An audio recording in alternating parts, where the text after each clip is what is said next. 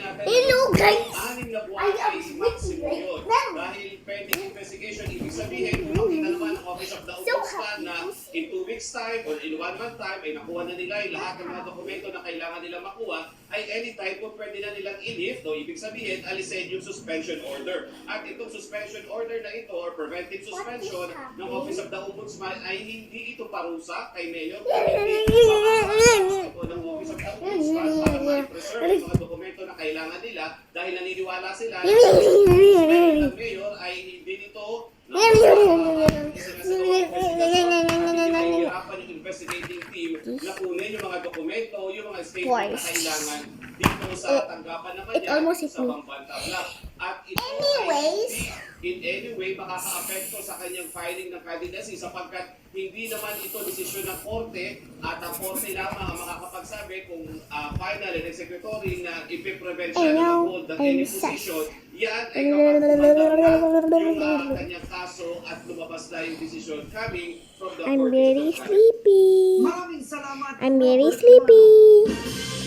Look at my sweet. Look at my sweet. Found noong incorporator pa ng Baufo Land Development, Sigo. Tauhan umano ni Go ang nag-utos kay Gamo. Sa Senate inquiry, di ba sinabi niya na nagbe-bridge lang din siya ng tinutulungan niya, being the lesser of that company.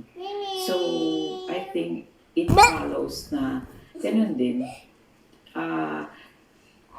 Ni-refer niya yung services ko for that. Kalaunan ay ipinasara ang Hong Sheng dahil din sa mga iligal na aktibidad gaya ng scamming. Pero giit ni Gamo, hanggang pagpaparehistro lang ang kanyang ginawa. Yung documentation niyan ay naman sa tamang proseso. Legal, kaya makikita mo yung pangalan ko doon.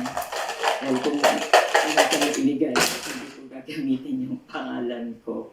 Nang pumasok ang Zone Yuan, muling kinuha ang serbisyo ng Gamo para irehistro ito. Pero hindi na umano kampo ni Go ang lumapit sa kanya. Sa pagkakatanda ni Gamo, mga taga Zone Yuan ang kausap niya. Most likely yun. Pero I cannot remember their names na. So they could have tapped you without Mayor Alice knowing. Yes. Categorically, ma'am, kayo po ba ay connected sa Hong Sheng at Junior? No. Definitely not. Dinepensahan din ni Gamo si Go at sinabi wala itong ugnayan sa iligal na pogo sa Bamban. Base sa kung si Gamo na hindi Chinese spy ang alkalde. Hindi rin umano si Wen Yilin ang totoong nanay ni Mayor Go base sa mga naobserbahan niya sa pagitan ni Lin at ng ama ni Go na si Angelito. May term yun eh. Yung sa action, makikita mo na Sikat ulit. yung boyfriend, girlfriend. And I can see yung interest attention. Mother ko I can sense kung yung anak mo will treat you really as a mother kung ikaw yung mother mo. Pero in the case of Miss Alice, hindi ko nakita yun eh. Okay. Parang strange girl lang. Hindi alam ni Gamo kung sino ang totoong ina ni Go, lalo't hindi niya nakilala si Amelia Lian. Nauna nang sinabi ni Senador Shirley Gatchalian na posibleng si Lin ang nanay ni Go dahil ganito umano siya pinakilala sa ilang kababayan din si Lin sa maraming negosyo ng pamilya Go. Sa impormasyong nakuha ni Gatchalian mula sa Bureau of Immigration, umalis na umano ng bansa sina Angelito at Lin. Matatandaan ng May 22 sa hearing, ipinagdinaw na kilala niya si Gamo. Pero kalaunan ay binawi ito. Ang isip ko nun is, she wanted na hindi ako madamay, madrag dun sa mga usapin yun. Siya yung taong Why does this always fall?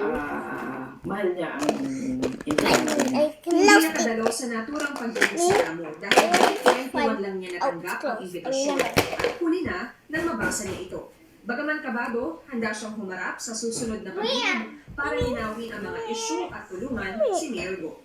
Victoria Tulad, ABS-CBN News.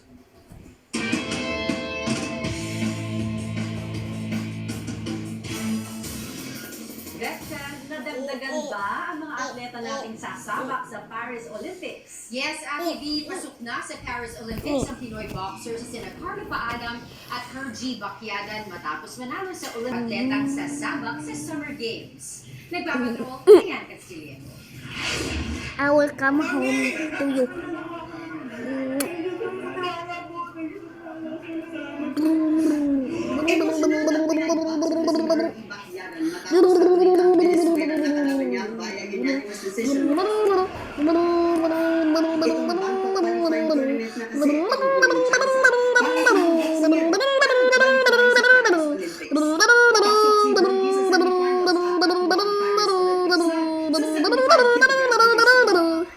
Happy lang ako kasi bago ko nakuha to, pagdaanan din. Ayun yan, kasakit ako, then hindi ko okay ma-performance ko. Since nag-start ako mag-training ka.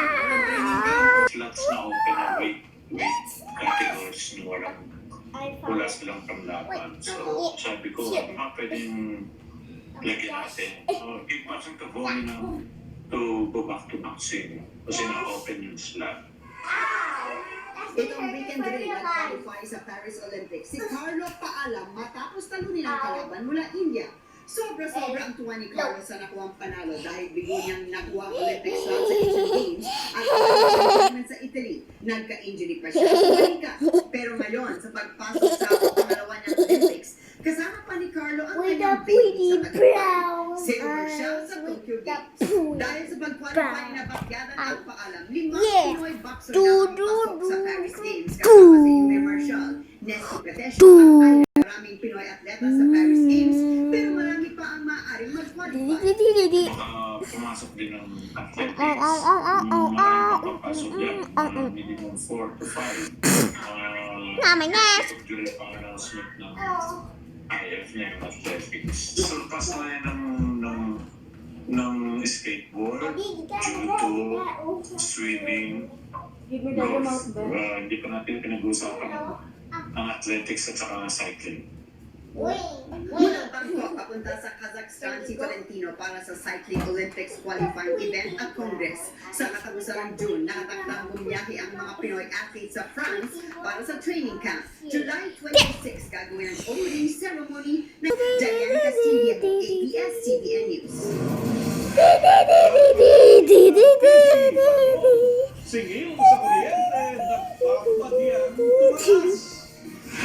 At pondo ng PhilHealth Nice, guys. bilyon-bilyon. I'm the most poorest subscribers. I only have 90. Mga nagbabagang balita sa pagbabalik ng TV. Don't ever subscribe! What's it going? Happened to our schooling? What happened to our screen?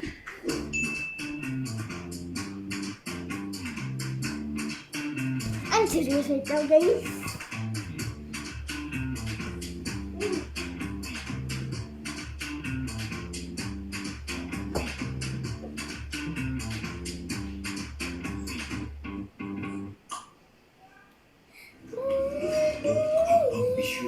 Sagrado for President, Sagrado for Vice President.